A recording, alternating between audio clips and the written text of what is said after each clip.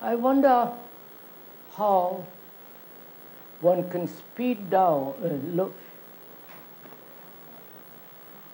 lower down or shorten the speed of fear.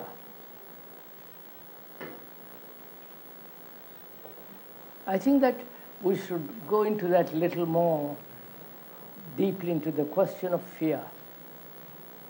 Don't you? I don't know what, because we have touched upon it 2 or 3 times during the course of these discussions. And I'm not sure to what depth or to what extent one is really understood it and free from that terrible thing. Shall we discuss this more?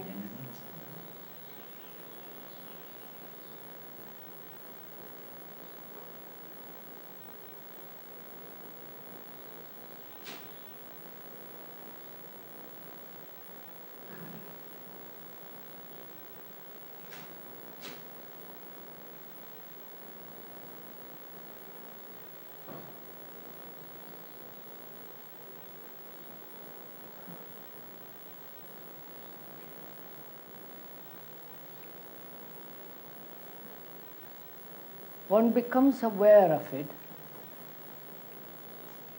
or it is there always dormant and awakens to any challenge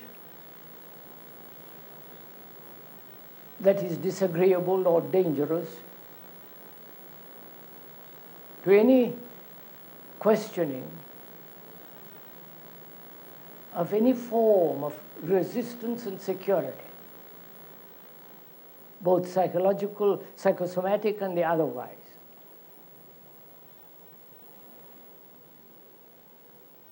When one becomes aware of it, fear, what does one do with it? Or what is there to be done? Please let us, don't let me carry on alone. To understand the fear, I have to be afraid now. No, sir. No. Don't reduce it to such. Fear, sir, physical danger, physical illness and the pain of it and the recurring of that pain, fear of death, fear of loneliness, fear of not being able to fulfill, fear of not being loved, fear of complete isolation, loneliness, fear of not having anything to depend upon.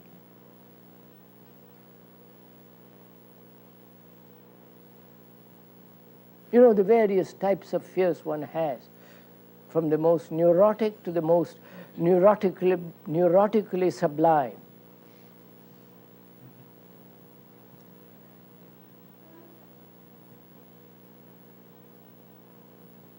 Now, what is one to do?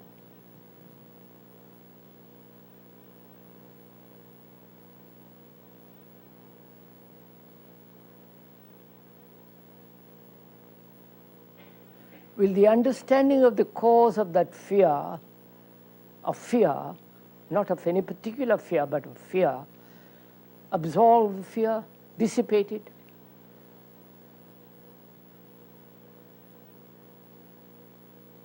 One knows the cause of fear as loneliness. Not having anything to depend upon, belief, person, or things.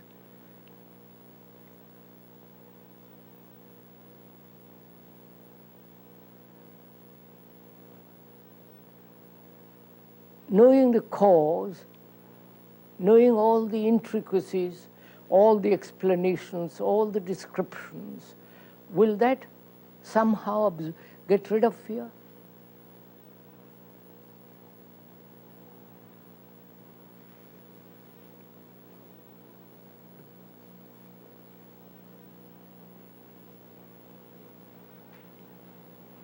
Won't you join me in this, or am I to carry on by myself? When you see yourself in that fear, and you see it, you understand it, you feel it, and you see it. And then, isn't that moment where it just isn't anymore, if you can act from that act, that thing, that you do not act, you react, you see it. And you just go.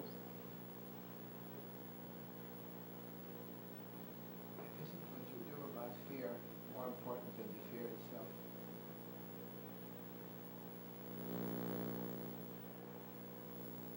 Fear itself is more important than what you do about fear. They said the reverse. They said the reverse.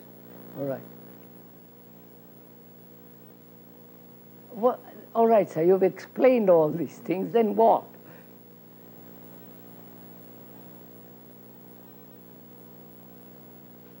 When I leave this room, I'm still afraid. It has me by the throat.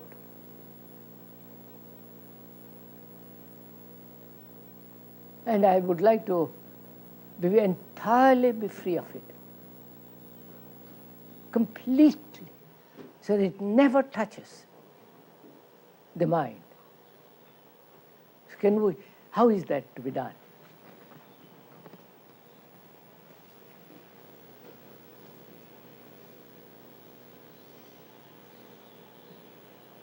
Does one really want to do this? To be entirely free of fear?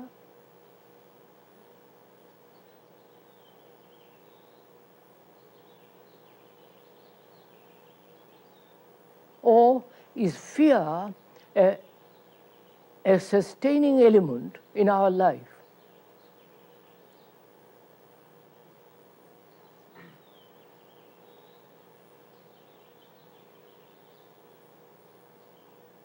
Belief, obviously, is the result of fear. Belief in so many things. And knowing the danger of belief, we cling to it, though it breeds fear.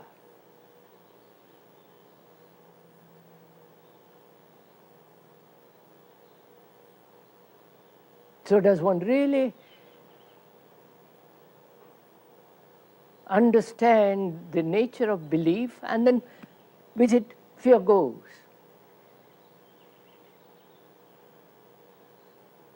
Which means the mind is freed from the things that are causing fear. That's one problem. Then the other is it to be done slowly, analytically, taking time, day after day, peeling off the layers of fear? Or must it be done at once, totally, completely? I don't know if I'm making myself clear. I can't see that there isn't preparation before seeing it completely, totally. No, sir, I know this is the good old business of preparation, Right. training, discipline. Can we go into that? Wait, we're going to go into all that presently. But let us see the question involved in this, the question itself. Can fear give you confidence to act? No, please, one is afraid. Fear caused by belief. Because I hold on to a particular form of a concept, formula, ideation, which is very gratifying, gives me vitality, gives me something to lean on. My wife, my husband, my house, my belief, my God, my religion, my knowledge, and so on, so on.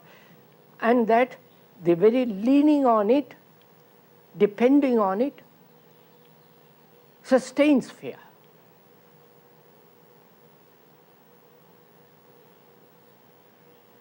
Which means that fear sustains itself. So that's one question. Does the mind really want to be free of belief? And therefore awaken fear. Bring it out.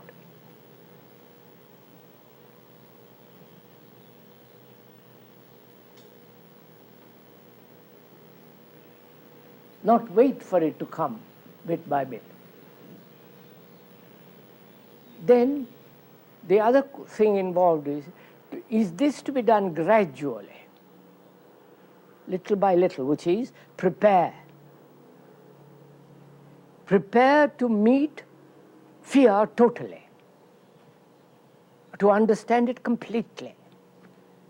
Eyes that have been trained, prepared, disciplined, made attentive, alert, aware. All that implies time.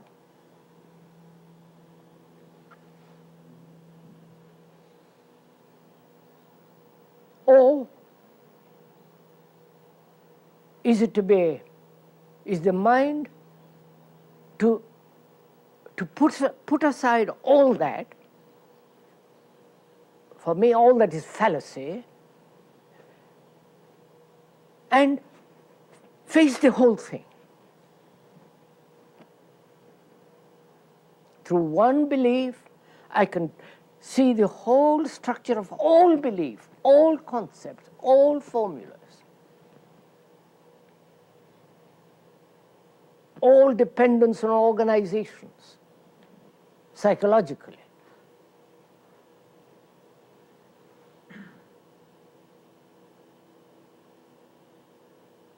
So,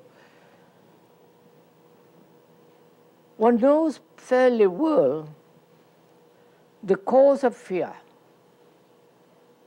which is dependence, and therefore lack of love. When the mind depends on somebody or on some belief, love is absent, obviously. And it breeds fear. Now, is the mind capable of being free of belief, opinion,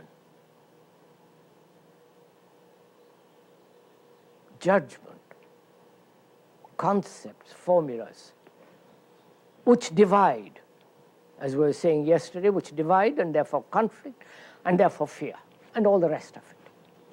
Does the mind, each one's mind, does it say, it must be? Do we go that far?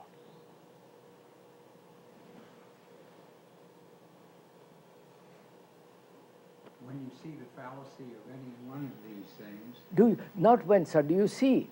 Now don't let's theorize about it. I want to leave this morning, when I leave this room, I want to be free of fear. Forever. It won't touch the mind.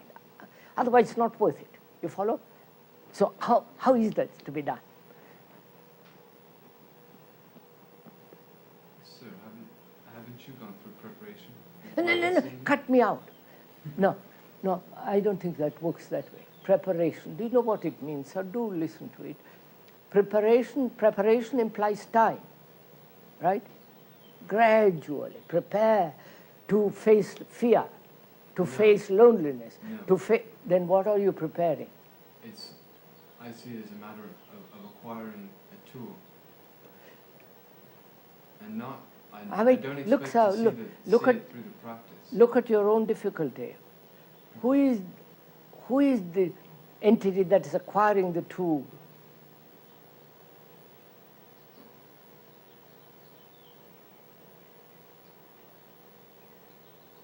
It is thought, obviously. Thought sharpened.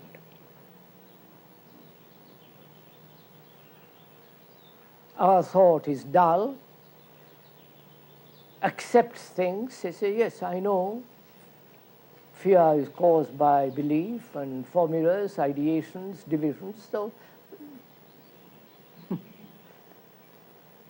it is inevitable, it's part of our instinct, part of our culture, part of our society, part of our religion, and we've got into the habit of it. And so the mind, being rather dull, accepts it. And you say to sharpen dullness needs time. Right? Oh, come on, sir. Growth needs time. What's that? Growth needs time. Growth needs time. Baby up to manhood and all the rest of time. Is there such thing as time in the field of psychology, in the psyche? Psychologically, is there time at all? You see that? And is this a question of growth? Huh? And is this a question of growth? Of growth, of course. Is growth involved? What is it that is growing? Huh? Thought. In other words, your thought. Look, sir, can thought grow?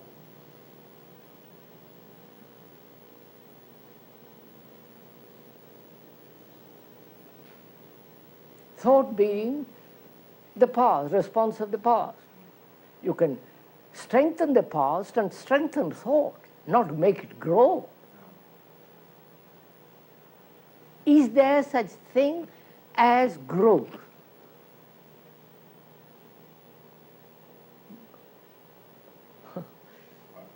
I have seen people grow progressively less fearful in a marked way, but I personally have never seen people instantaneously. We're going to find out, sir.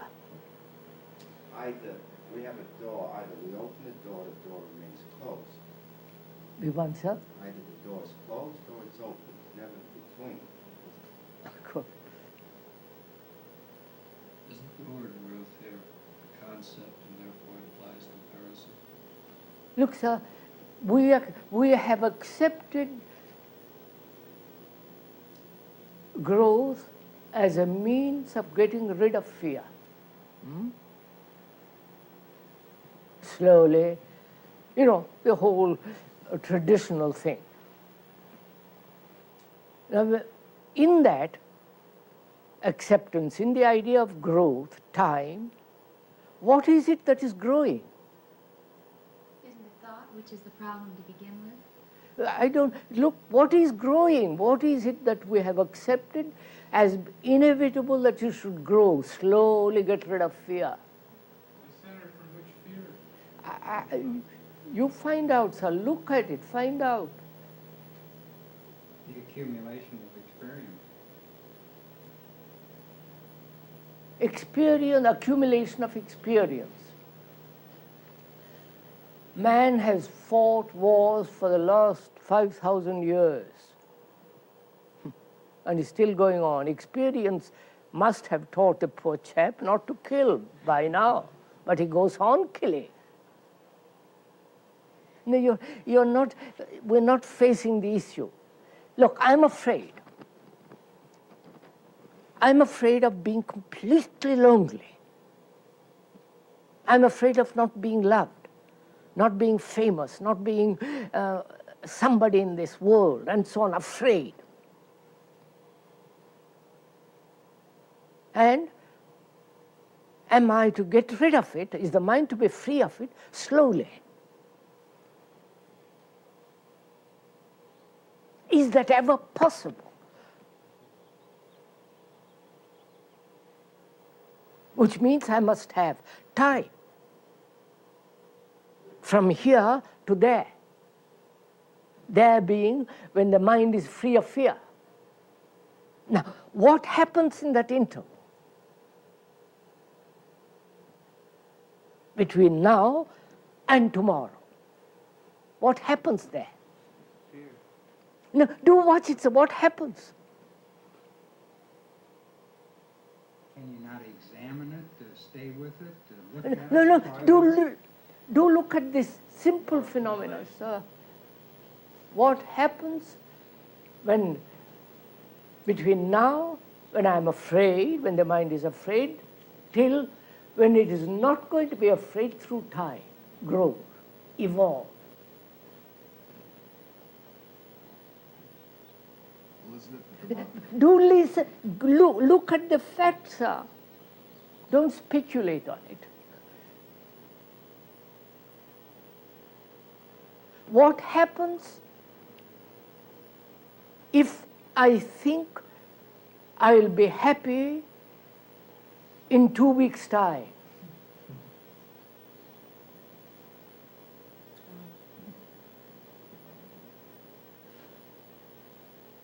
You relax. Huh? You just kind of like that. Do look at it, sir. Do look at the fact. I am violent, and eventually, slowly, gradually, I'll become non-violent. Violence will peter out of me. What has happened between the interval, between now and then? Am I not strengthening violence? Are there not other factors entering into violence, into that period of time? Want to have more problems engendered by violence? No? I don't see why. No?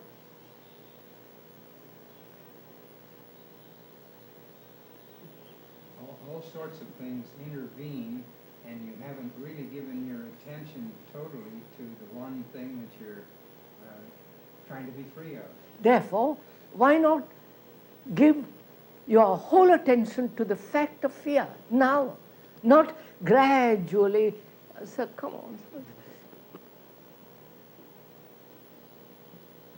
The whole idea of setting up the future as opposed to the present, The present. is conflict and violence. Of course. So, say a No, violent sir. situation. I want to be the mind says, I must be free when I leave this room. What are you going to do?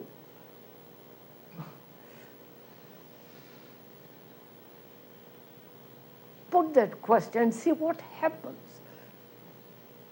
Then one wants to see fear now. Huh? If one wants to, if I want to be free of it, since I want to be free of it, then I want to see it now while I'm here. See it then. Don't introduce time into the fact.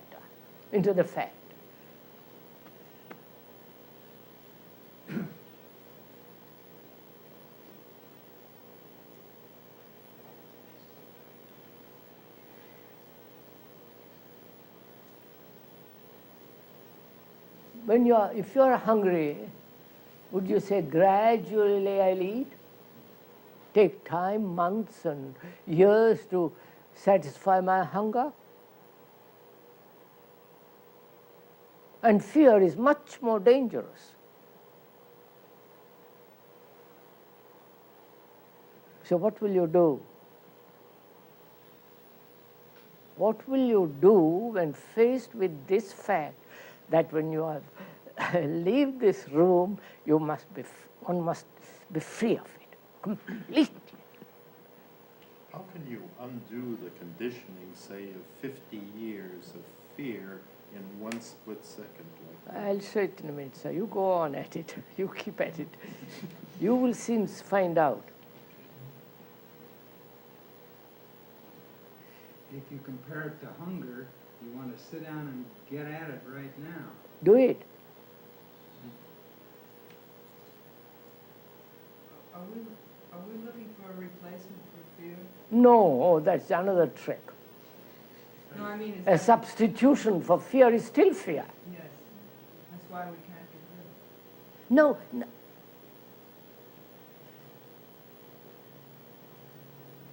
Look, sir. Look at what our mind does. I'm afraid. Mind is afraid. And so we say, we are used to this conditioning that it must be done gradually. It cannot be done instantly. That's one of our blocks, right? No? Yes. Now, can you get rid of that block? Can the mind brush it away? If there's the urgency. Isn't it an urgent thing, this? No. I don't. It hurts a little, but not badly enough. Yeah, I know. Well, it's just that I Why isn't it urgent, sir? God knows. God knows, when you say God knows, you mean you haven't thought about it.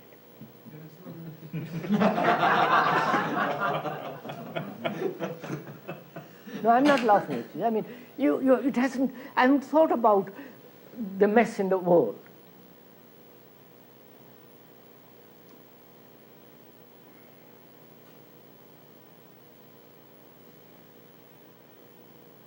So we see that time is out.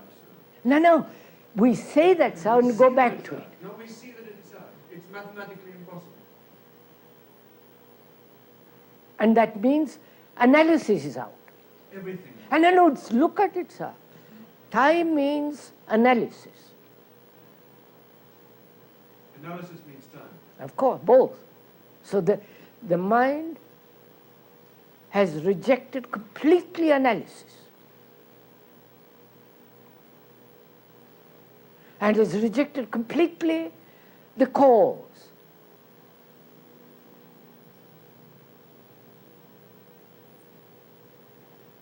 And faith. Faith is formula, all the rest of it. No, wait, sir, do it, sir. Let's.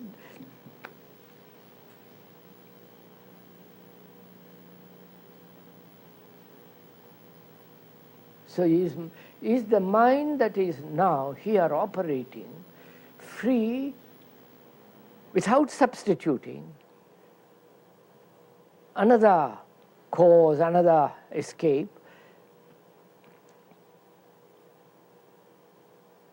The idea of analysis.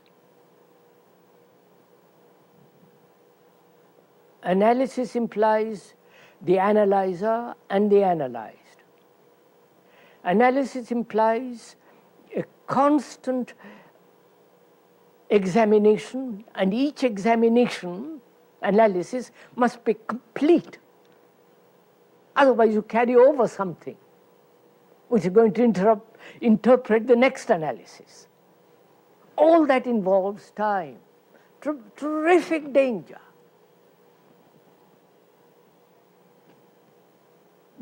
Does one see that?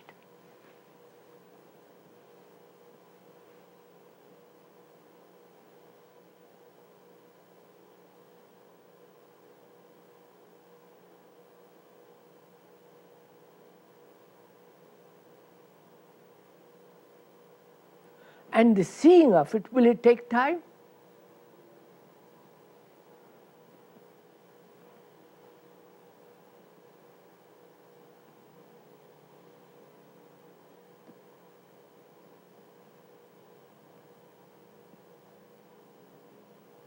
I wonder why we accept time at all.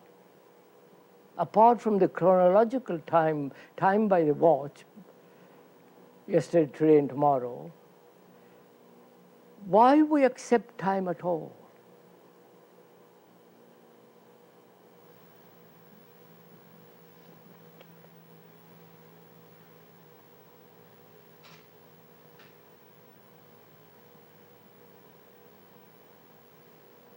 Is it part of laziness, indolence?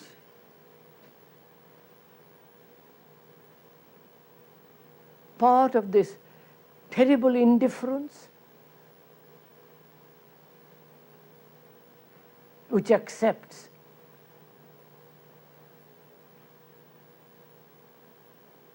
puts up with, and so on. It also extends the power of our egos. It gives us the illusion Yes, of sir. going in the Yes, future. so what is time analysis out of your system altogether?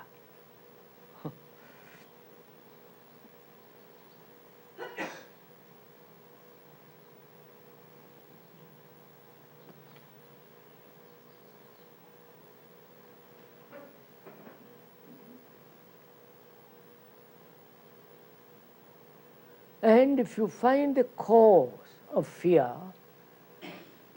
will that free the mind of fear? Fear and duration. Fear And duration. in duration. Yes, the Yeah. rules will be time, Of course. not fear itself. Let's say, well, you said, no, but in this room right now, I experience fear. Now, if the fear, this process of fear, if I let it happen all the way through until it's completely, let us say, the experience completely happens, Yes. and I devote myself totally to it, without bringing in the future into it. In other words, I'll handle this part of it tomorrow. Shall we say? Like the total fear or whatever I'm afraid of right now. I let myself wide open and let it happen. And when I leave the room, I cannot carry this part of what is taking place outside. Yes, sir, that's right. Why don't we do that?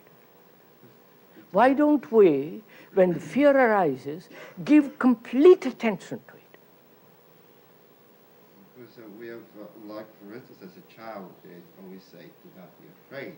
Or let us say, we deny the fear is part of a human experience. This human quality that we all have. We resist it. Fear is something to be afraid of. Yes. We learn. When you're a child, you don't have that process of time as much. And I think one learns to use it to protect oneself from fear. A child doesn't have any, he doesn't have any fear because he has no thought of the moment, of before. Sir, forgive me for reminding you, need we discuss a child when we are grown-up people? At least thinking we are grown-up? Here is a problem, sir. Do please put your teeth into this.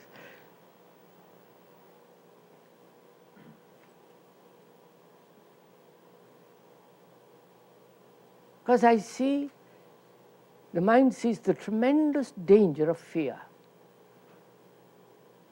How it can become neurotic, pervert, most destructive thing in life, fear. And we have tried so many ways to get rid of it. Escape of different kinds, rationalizing it, and so on, so on, so on. And if the mind says, now, there must be a way of getting rid of it completely. If you apply your mind to the finding out what to do to end it completely, won't you have the energy for it? Okay.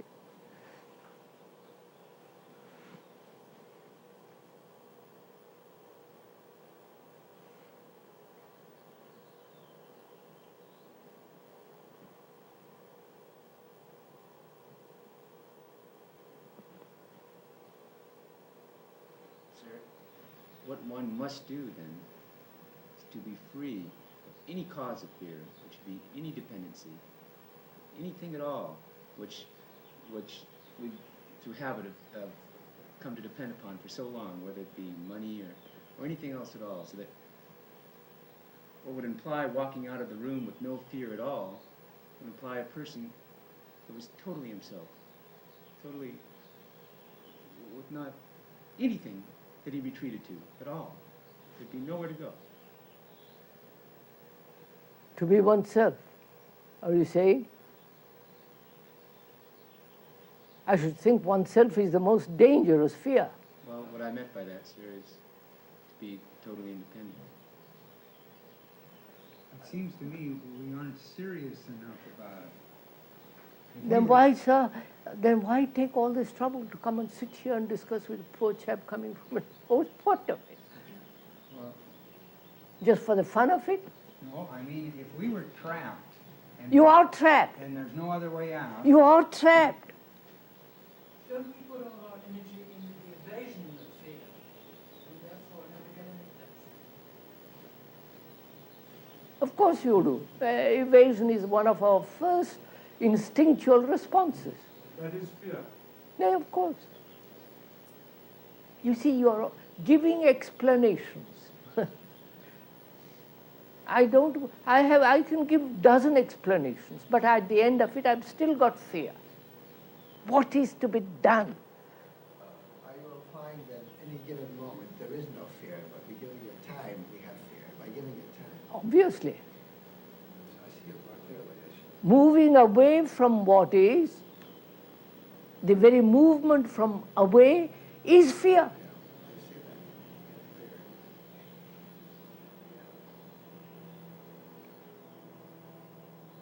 Fear. Now, can the mind not move away at all?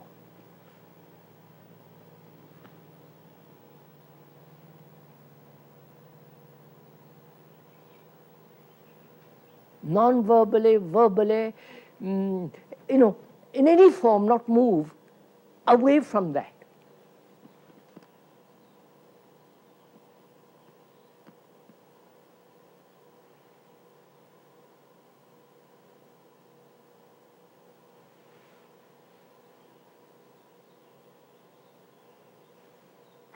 I think it can only be quiet and watch and see what happens. I don't know about this whole time, but it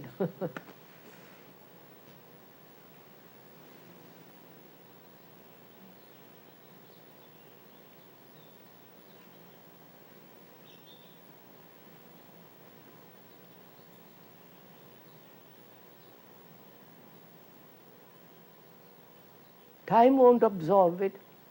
Time won't resolve it. Finding the cause of fear won't resolve it. Analysis won't get free the mind from. So what is one to do?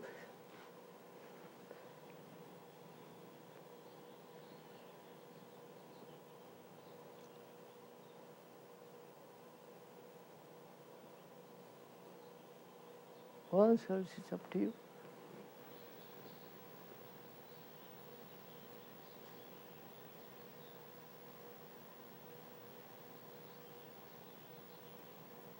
And also there is this question, the very deep hidden fears of which one is not aware.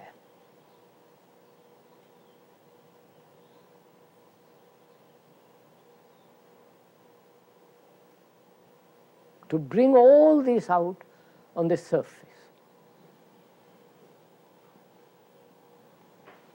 Are there different fears, sir, or is there only fear? I think there is fear in relation to different things. It's the same fear. Same fear, of course. Because we wouldn't, how can we bring them all out? There are a myriad of them. No, sir. Look at the look at the problem involved. Time comes, if we have to look for them all. No, you don't have to look for them all. Look at the problem. What is involved in this? How we have destroyed. You follow? Inventing all this hocus pocus.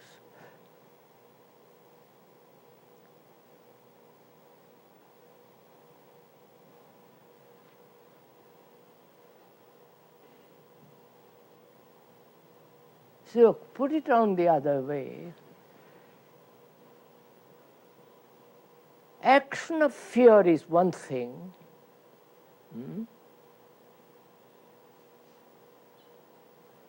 And action without the mind burdened with dependency.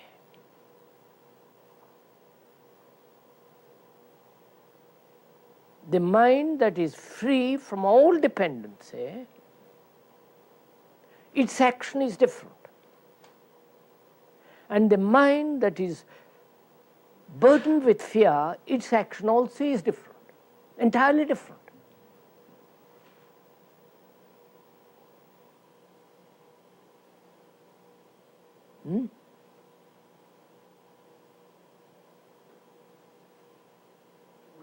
explaining where dependency comes into this, sir, because there are fears that have nothing to do with dependency. Yes, sir. No. Is there fear which is not in some form or other dependent?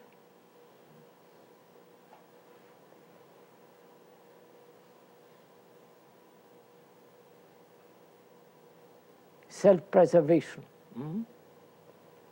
which is enlightened intelligence, not fear. Physical survival. Dependency. I depend on you or something psychologically. I depend because there is this sense of vast inward nakedness, of which I am afraid. I depend because on ideas and cleverness, because, that's another form of dependence. So where there is dependency, where there is duality, me depending on something, there must be fear, obviously.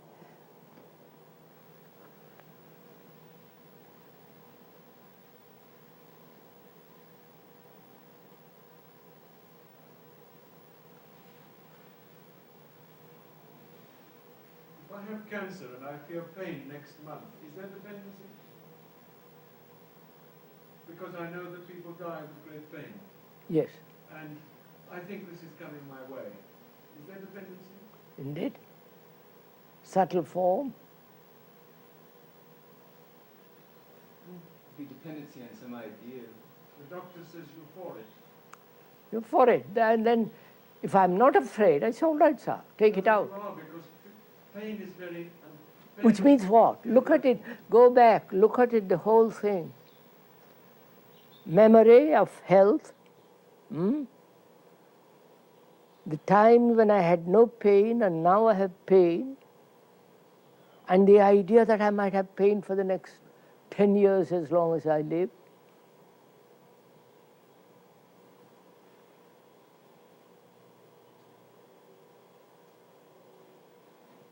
Does it not mean that I must give up all hope of saving myself psychologically in any way whatsoever?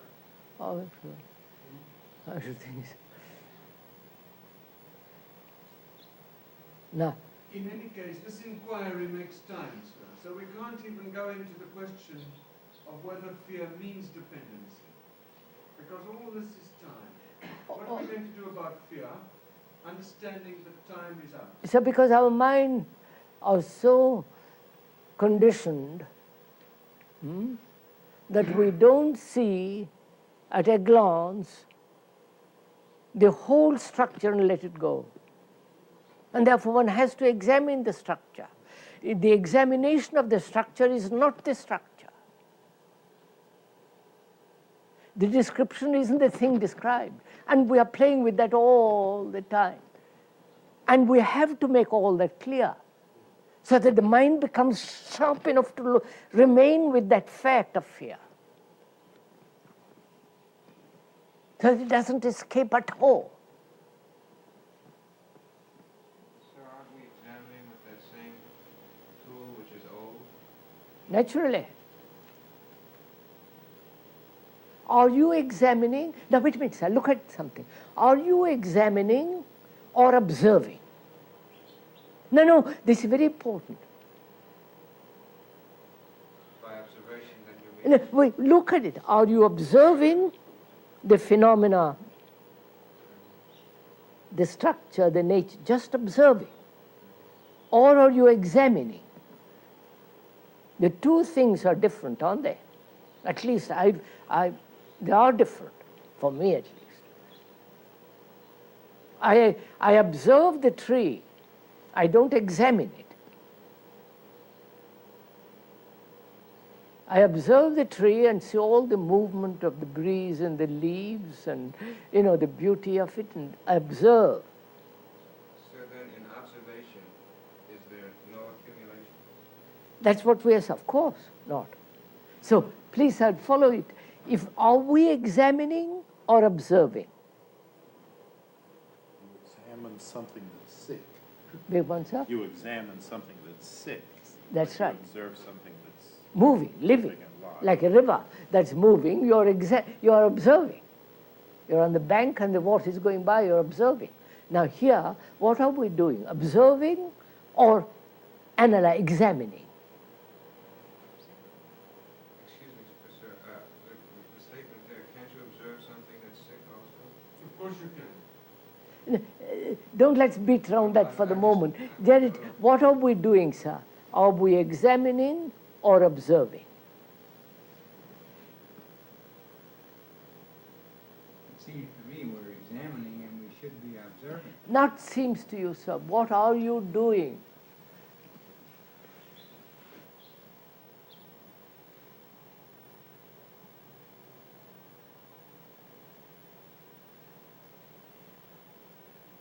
Here we have described this whole thing, examined it, explored it, analyzed it, tore it to pieces in different ways, each contributing his bit. At the end of it, are we observing this, what we have examined, or are you still examining?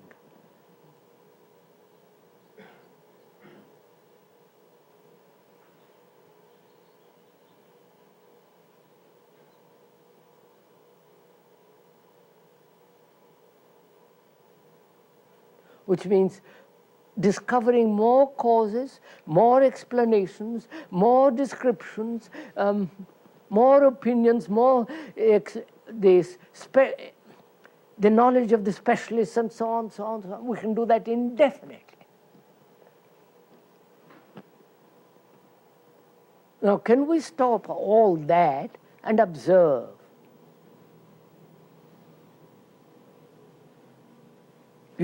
Now, this observation is instantaneous, isn't it?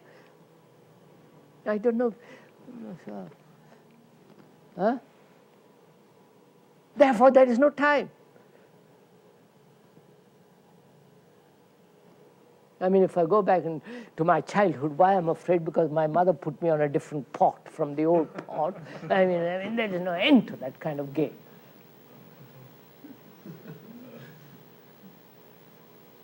So, here, after examining very, very, simply and very clearly, now am I observing?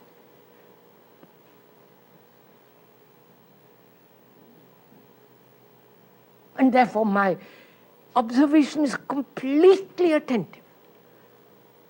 There is no distraction, there is no perversion, no translation, no interpretation, nothing but absolute attention to observe.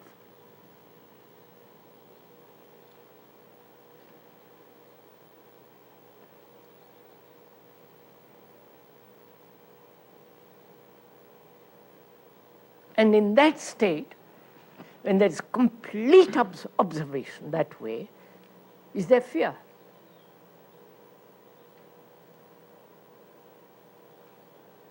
Then you say, now, how am I to maintain this attention? I can do it for the moment. But when I go out, it's back. I'm lost. Now see the game we play with ourselves. When I leave, I become inattentive. Right? Then I say to myself, how am I to make myself attentive? What discipline, what foolishness. So I'm back again.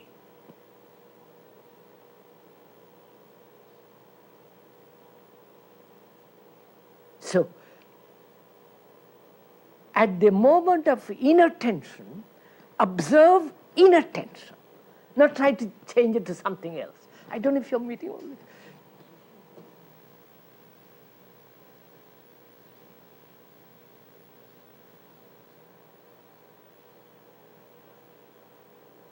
And as one cannot possibly be so completely attentive all the time, But the moment there is a challenge which awakens fear, you are there. I don't know. Your whole attention is there. Therefore, be inattentive. And know you're inattentive. I don't know if you're following this.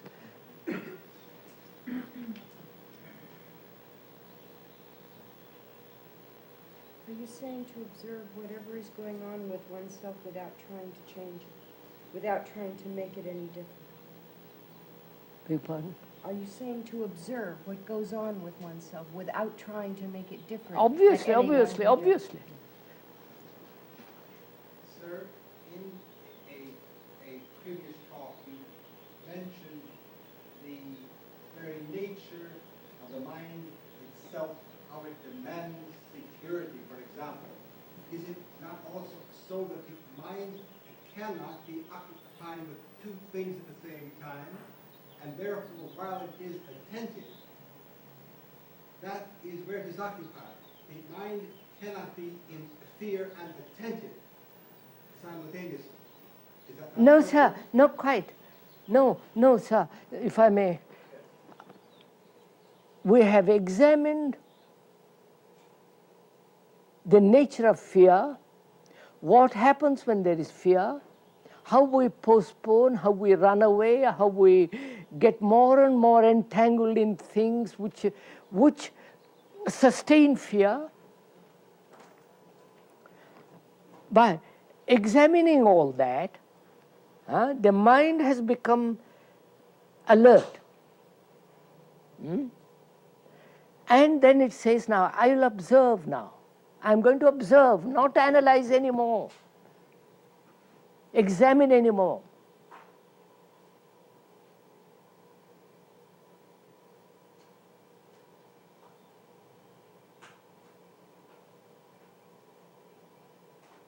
And when the mind, which has examined, observed, gone in, explored, becomes extraordinarily sensitive, doesn't it?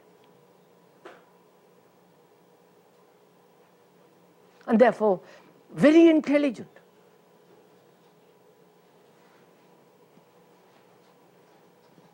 And intelligence is this observation.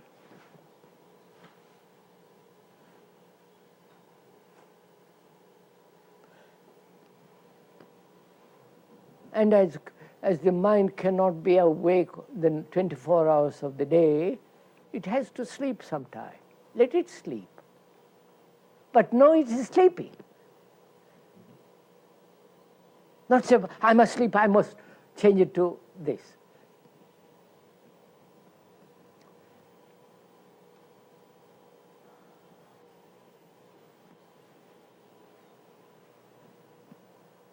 Now, sir, at the end of this hour, is fear with you? You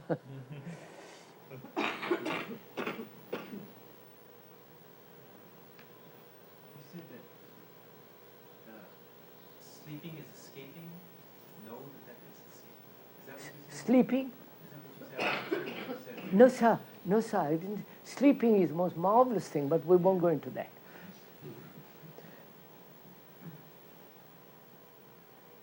So, most of us are inattentive.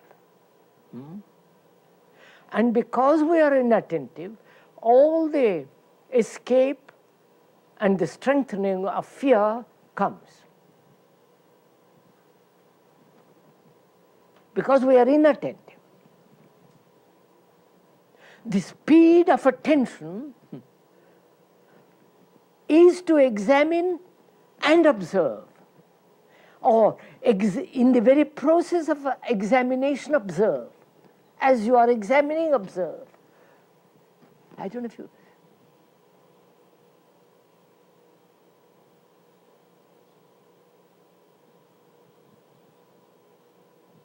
We are observing, we have the sense we are fearful. We observe now our whole feeling and behavior in fear.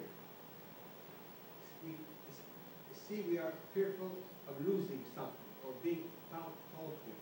We observe observe that. We are there, we're standing our ground, we're in it and observing it. Then the very observation is the ending of the fear, Yes, sir, but it all depends how you observe. not critically. No. That's where the key is. If you observe with dull eyes, there is nothing to observe. But if you observe with the understanding that comes with the whole, examination, exploration, then your eyes are clear to observe.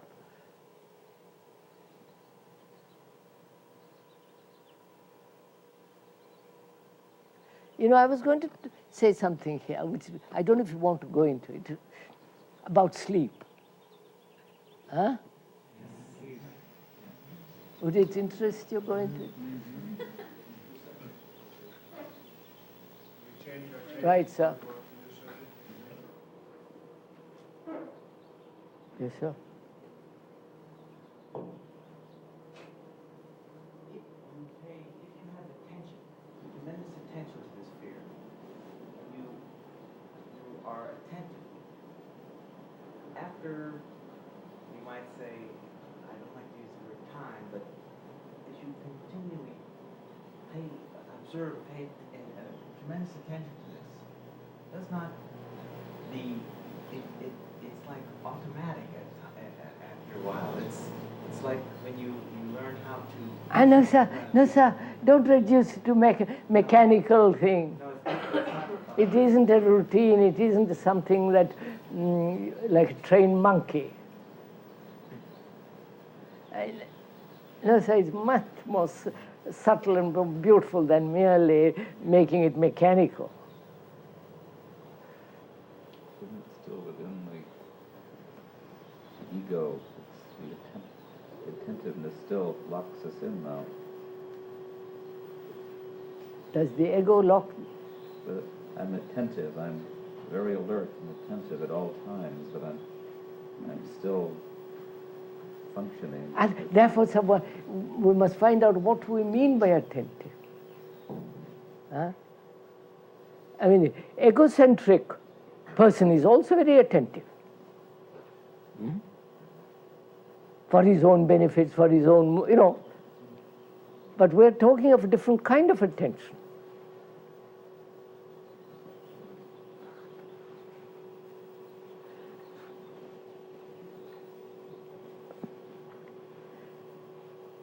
So what do we mean by sleep?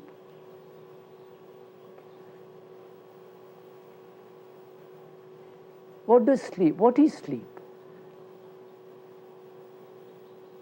Apart from the physical relaxation, tiredness, going to bed, having 8 hours or 9 hours or 5 hours of sleep, what is sleep?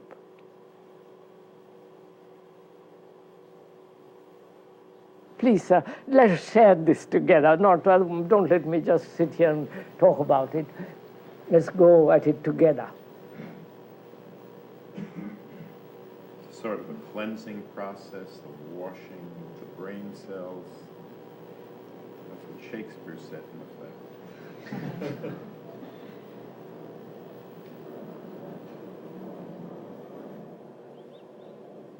Sir, suppose, unfortunately, you read about all these things, I don't. You have never read a book, you don't know anything about anything, and you're starting. Huh? What is sleep? I can't keep awake, so I sleep. Yes, sir, tired. Sleep is what you spoke about yesterday, sir. The order and the emptiness that you spoke about yesterday. Yes, sir. It's the same as sleep. Not Which quite. is silence, which is silence. No, matter what's we're on. going to find out, sir. Let's bring in, yes, I want to start as though, for the first time, I want to inquire into this. Living for the day was too much for me, so I need sleep. Yes, that is, all the battle, all the noise, all the bustle, going to the office, quarrels, insults, and, all. That's going on and on and on. The body and the brain cells get tired, and inevitably it must rest. That's sleep. That's what we. All right. That's all right. Is there any other? Is there any other sleep? I'm not there when I sleep. Wait a minute, sir. Don't say that. How do you know?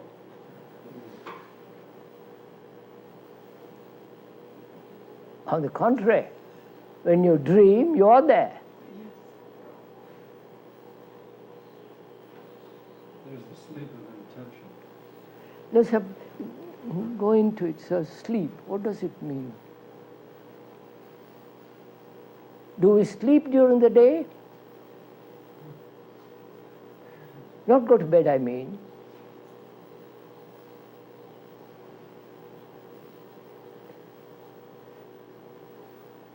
You're inattentive, you're somebody sleeping. No, sir. Do we sleep during the day? The mind is quiet, tired. The brain cells have been active and say, please, I must be quiet. Relax, rest, sleep. Or is it a perpetual movement? Perpetual movement in which there is an occasional sleep. You follow what I mean?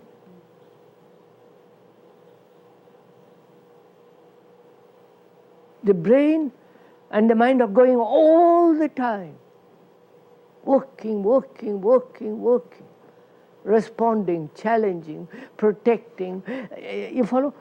Frightened, aggressive, working. And in the movement of that, the body gets exhausted. The brain cells are weary and say, please, I must go to bed now. Right?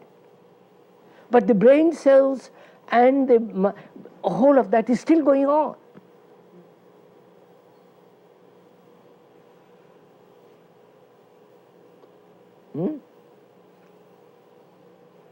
I should have thought sleep meant the end of that movement, at least for a period.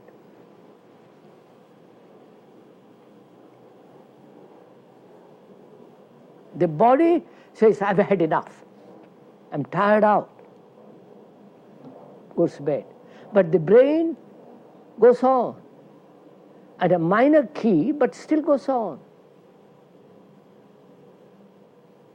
Dreams, restlessness, all the rest of it. Now, it would be reasonable to say the mind, the brain, and the nervous system is keeping going all the time. And it is only when the brain and the mind are completely quiet that is sleep. I don't know. Huh? Are you saying then that we don't really sleep as long as we're dreaming and all this? No, sir. No, I'm not saying anything. We're sharing together, sir. I'm not saying anything. I'm not your guru.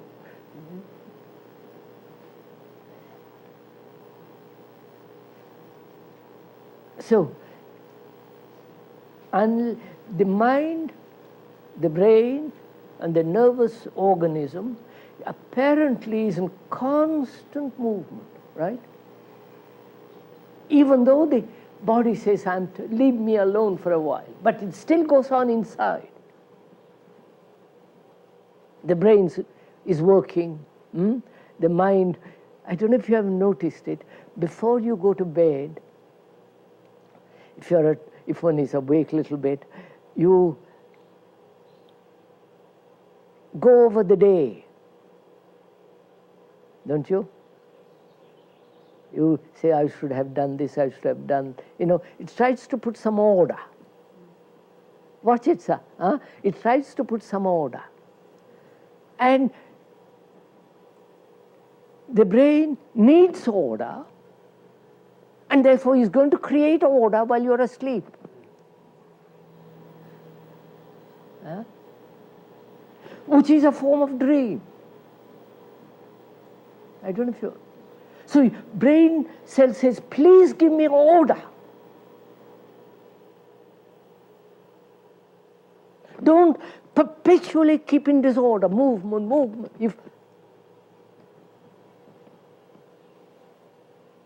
I don't know if you have experimented with all this.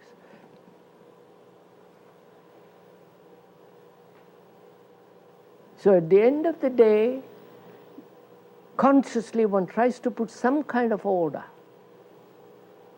No? Hasn't it happened? Say, but you've gone over the day and say, I should have done this, I shouldn't have done that. It should have been put this way, I should have written the letter that way. You know, we go through all this. That is to bring about consciously order before going to sleep. And if you don't do it, the brain is going to do it. And when you wake up next morning, you have a little more order, which becomes disorder by all the noise. So, see from this, extraordinary things takes place. The brain demands order.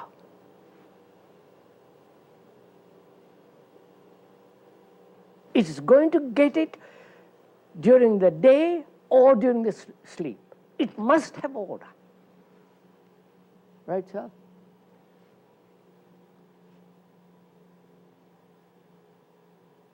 Now, if during the day there is complete order, you follow it, sir. Try it, do it. You'll see great fun out of this. Complete order, which means no effort. You follow? Order. Huh? Silence. Yeah. I don't want to use that. Because the silence can only come if there's order. Otherwise, I don't want to use. The continuation of the disorder is the noise which stops the silence. So, silence, order. All right. During the day, then you sleep. What happens? Right, sir? Right?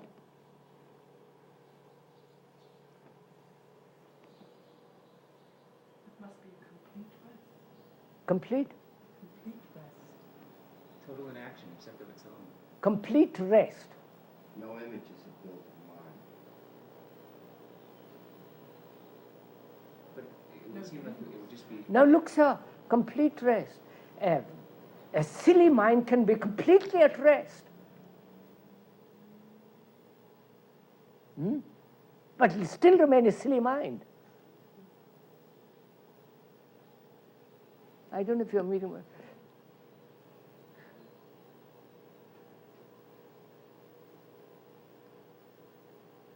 Order. Silence is one of the most difficult things. If during the day that doesn't come about, the brain cell says, please, I must have order.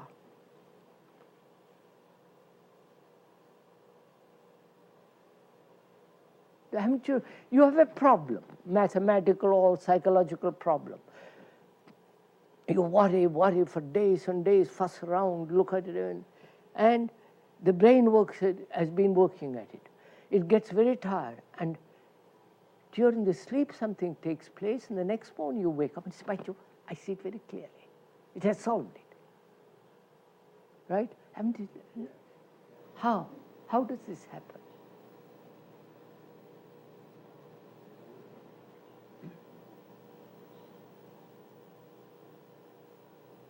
It's so simple, so there's no mystery about it. During the day, you're worried like a dog with a bone.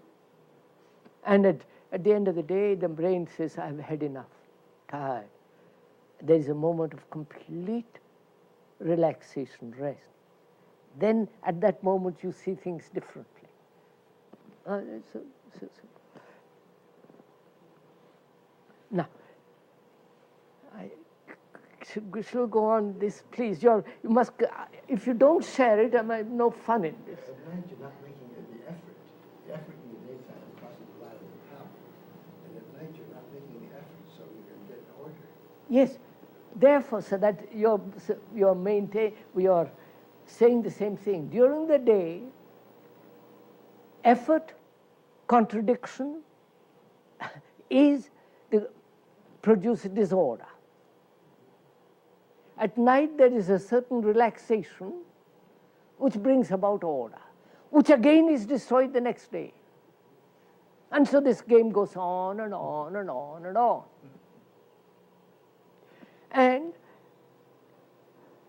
now, during the day, there is order, no effort, all the rest of it. I don't know if you do it. If you can do this, you will see what happens. Then the brain goes to bed, goes to sleep. What happens?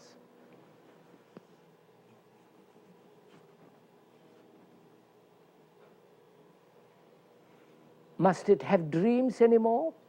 No. And don't say no. It's a guesswork.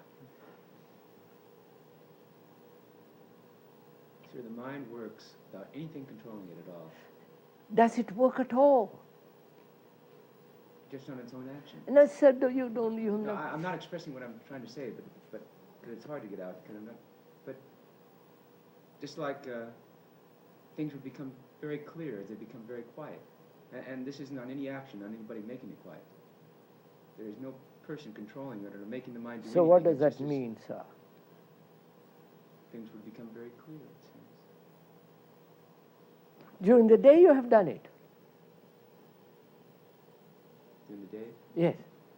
During the day, you have done all that. You're no longer a slave to propaganda. You follow? You're no longer, all that we've discussed. All during the day, you have brought about, mind has brought about clear order, silence, no in itself during the day by watching, listening. You follow? Attentive during the day. Then at night, when it goes to sleep, what happens? The mind is completely at rest, isn't it? The brain cells are washed and made clean, right? Then what happens? Can you remain alert in your sleep? Huh? Can you remain alert in your sleep? That's what I'm trying to get at.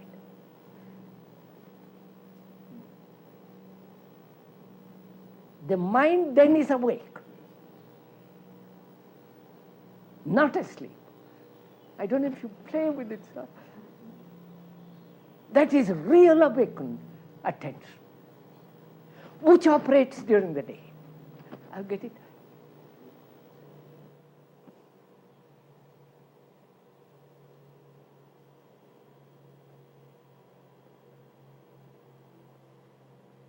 So sleep, with ordinary sleep, is inattention.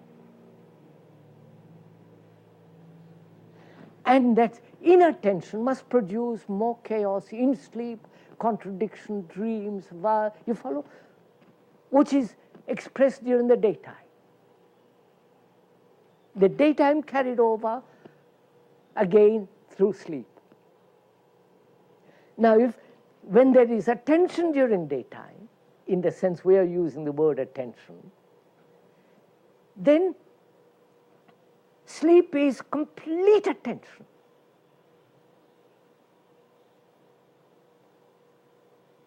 Right? I don't know. Then sleep is a state of heightened awakening, heightened, what is the word?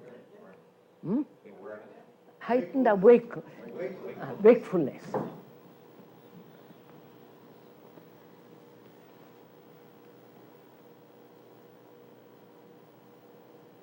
And therefore, that wakeful state in sleep can touch things which during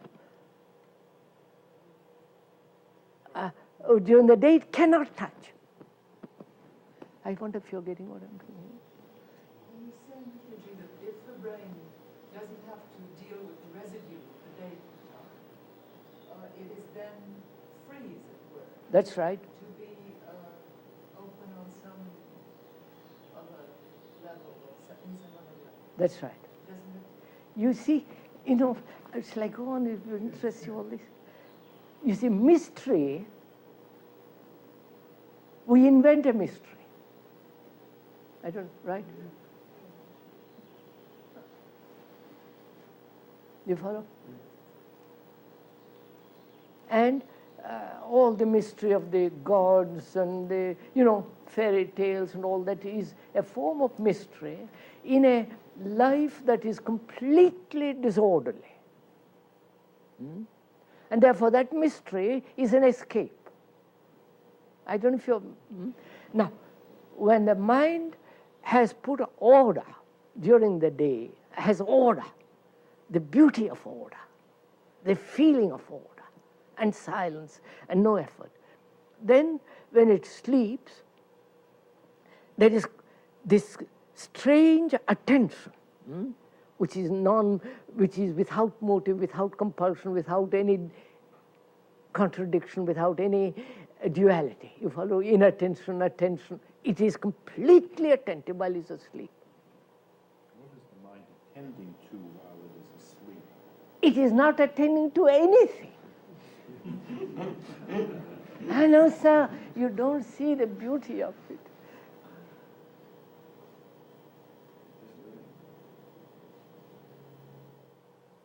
Then like water, sir, water is water.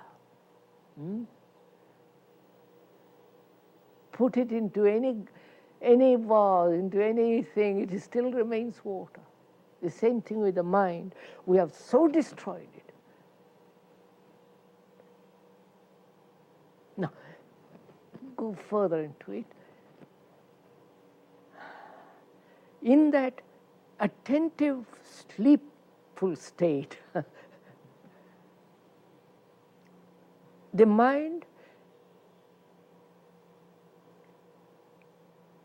is uncontaminated, is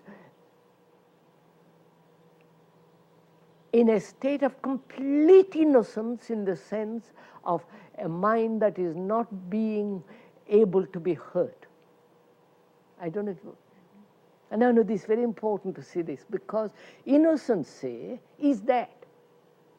The word innocent means that which cannot be hurt. That which does not know. Does not know hurt. During the daytime, the mind is either resisting not to be hurt or says, I am not hurt, is still doing all that, and therefore its order is still very limited. I don't know if you're following all this. And there, in sleep, attention is not attentive of something or about something, it is completely awake.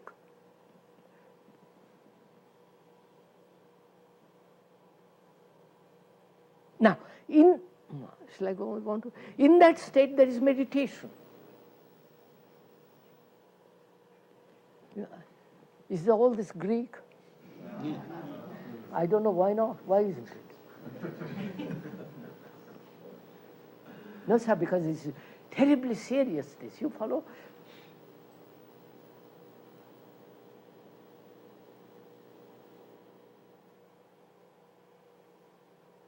It sounds like fun. Can you have it as fun rather than serious?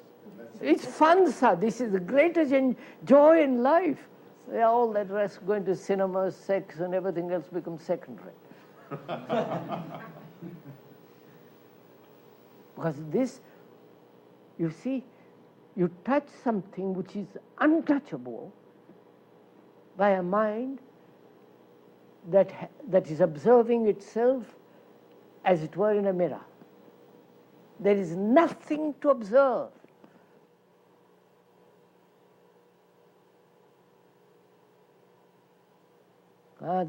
So to discover that,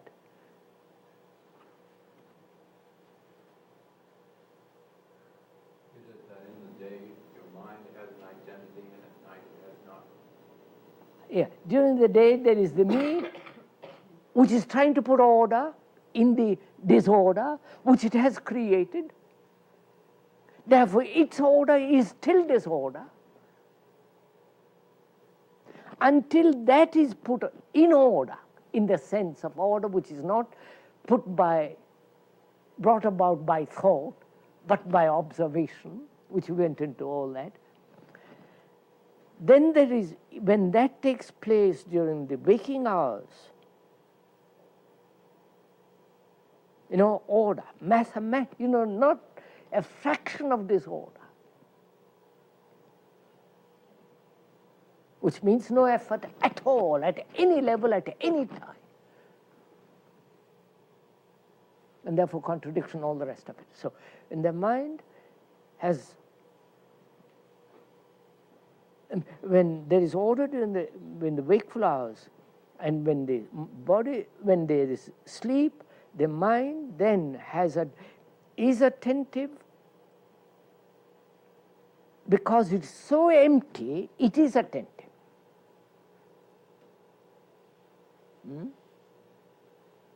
And in that attention, it can touch, move, or something which here it cannot do. Therefore, sleep is important. I wonder if Would you go on with, you touched on mystery, would you go on with that? Mystery. This is mystery stuff. What are you talking about? There was something else you touched on. This is the greatest mystery.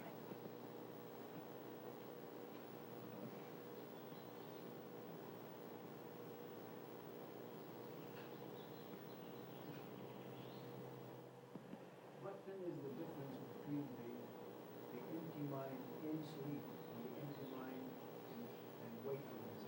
Is it that the empty So, mind in sleep have you ever closed your eyes and sat very quiet, or lay very quiet,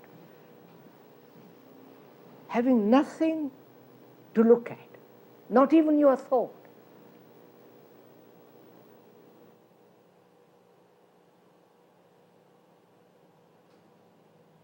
Have you? The mind looking at itself without any movement of thought. Without objects. Without that.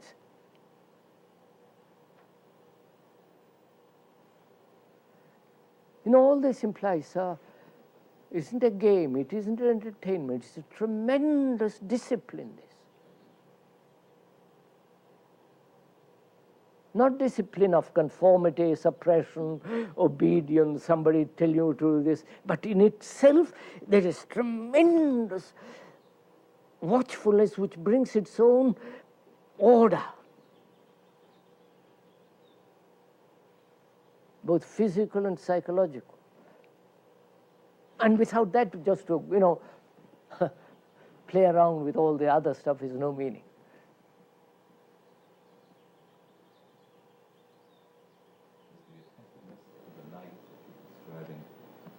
Give us the guide toward the attentiveness of the day. Yes, sir. That's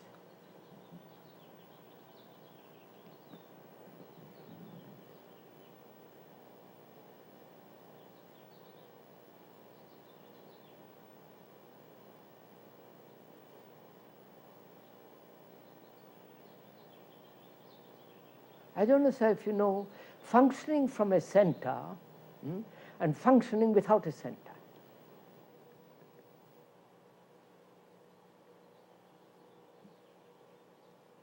One is creative, one is not.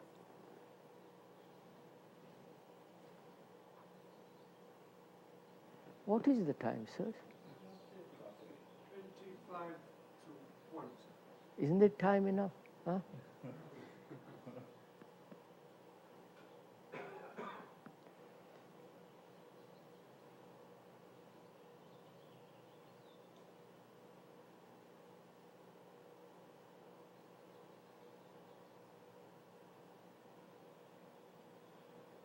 Because one could go on talking about this.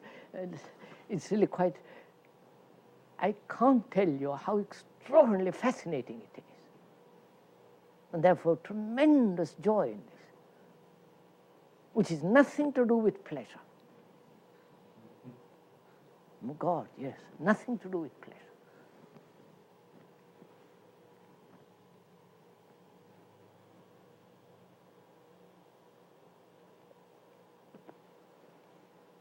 Basta.